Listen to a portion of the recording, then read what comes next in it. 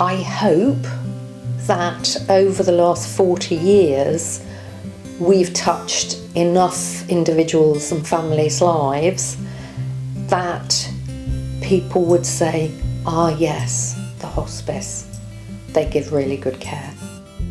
On the whole, this building is a happy building, and I think that's reflected in our practice on a daily basis. St Michael's Hospice to me is the best friend anyone could ever have, and I hope I've been as equally a little bit of a friend back, really. I mean, every time I get out of my car and look around, I think, what? This is a miracle.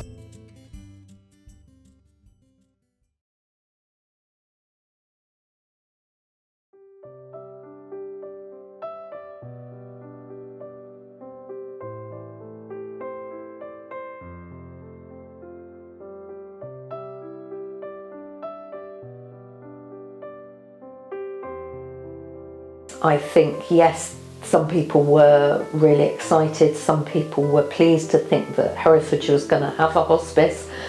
I think a lot of the public, and if I'm honest, some of the professionals locally were unsure, unclear, ambivalent. I think it was still sort of the taboo thing. It wasn't really talked about. When I spoke to my family about getting a job here, they were, oh, are you sure? That's going to be a sad place to work. I can remember people saying, oh, no, she's not ready for that yet. No, we won't refer her to the hospice. She's not ready for that yet. And it was really only as people began to hear the stories of, oh, Mrs. So-and-so went to the hospice, and do you know what? She went home again. That was really an eye-opener for the public, but also for some of our colleagues. Well, St Michael's was, I think, a very forward-thinking hospice. We had always been open to caring for anyone with any life-limiting illness, whereas some hospices only cared for people with cancer. But we knew from a kind of needs assessment of the population there were many more people needing care than we were able to provide at that time. But there came a time, and I think it was about the third or the fourth refurbishment was required, and by which time it was obvious that we couldn't do that again. So I think I suggested, and one or two people thought it was a good idea, that we had a new build. We set ourselves a target that we would raise 3.5–4 million, if I remember rightly, to be able to start the project, and we fell short by £1 million. Clive Richards stepped in, upped his very kind, generous offer of 200,000 to £1 million. The rest is history. So in the new building, the new inpatient unit, everyone had a single room, ensuite, bathroom, shower and toilet, and fabulous new facilities. And literally from the inpatient unit going forward, other good things have happened.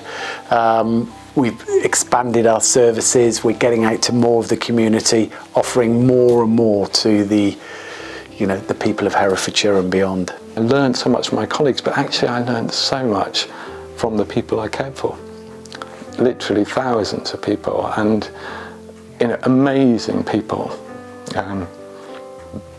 in that time, and either amazing people or seemingly ordinary people like you and I, but faced with the challenge of a life-limiting illness, approaching it in an amazing, positive, accepting way, with courage and actually personal growth despite that situation. So I learned so much from that, and I remember many of those people. It's a privilege to work with the patients that we do.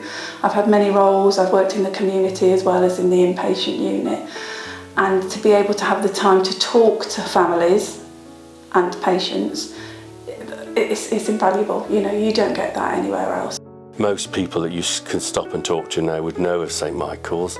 They would be happy to talk about St Michael's, whereas before they wouldn't. They'd have been very dubious about talking about St Michael's. Why would you want to talk about death and dying and that sort of thing, whereas now they embrace it now, they welcome it. I've done every aspect of volunteering at the hospice, and then the job of volunteer coordinator came up, and I was very lucky to have got that. It was only a part-time post then, because again there wasn't the money to employ anyone full-time, and that's how we grew the volunteer force, really, from 8 or 10 that was initially there to what it is now, which is nearly 1,000, I think, or just over, isn't it?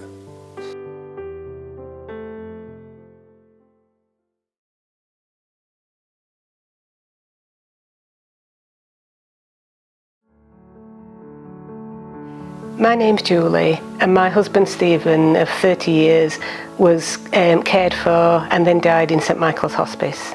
Stephen didn't want to die at home.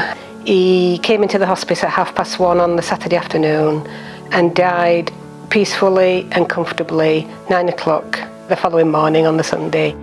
And from that minute, I felt the hospice wrapped its arms ever more tightly around me, gave me all the support and grabbed my hand even more tightly, and have been there ever since. If St Michael's hadn't have been involved in Stephen's care, I feel it could have been a very different story. Given that it was during the pandemic, Stephen could have well have ended up being whisked into hospital, possibly before we were both ready for that stage of his illness. He could have died in hospital alone. I could have been sat at home just waiting for a call to say he'd gone. Stephen came to the day hospice once, and at that visit I watched the volunteers and thought, what a nice thing to do. And I said to Stephen, I think I could do that afterwards. So I come every Friday, and it's great. There isn't a Friday that I come here where I'm not thanked half a dozen times, not just by the patients, but by the staff. I never go home before the staff have said, thank you, Julie, it's been great. And I'm not doing it for gratification, but everybody likes to be appreciated, and that is certainly the case.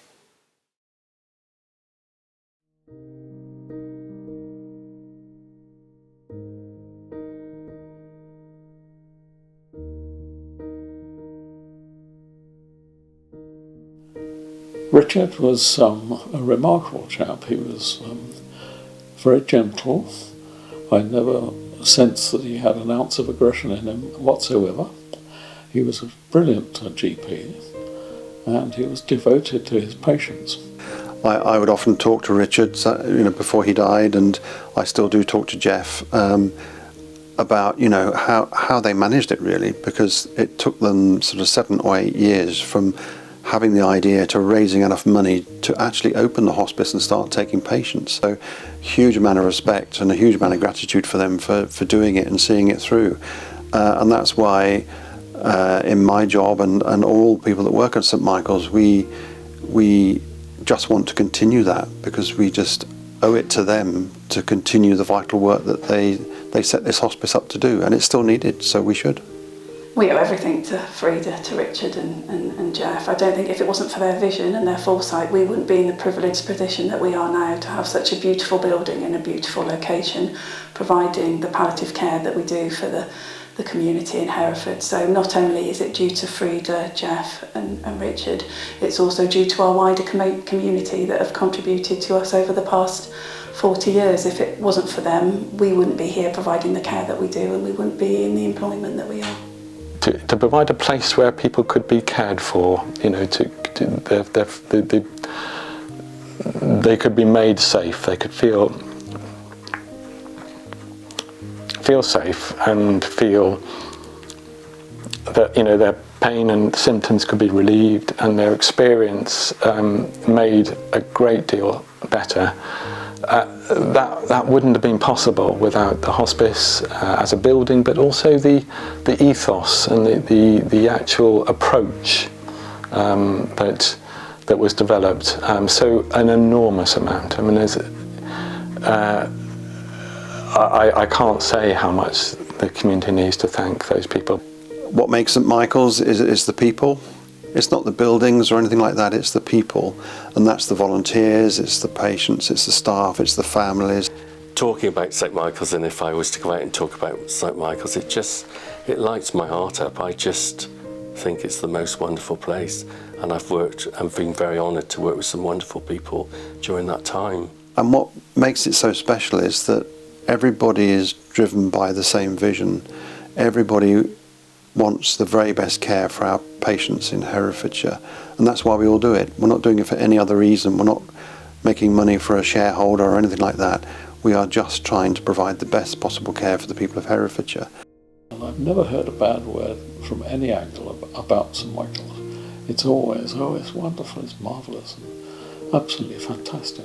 My time comes, I'd like to go in St Michael's, if possible. It really is phenomenal, and I'm very proud to have been associated with it, really.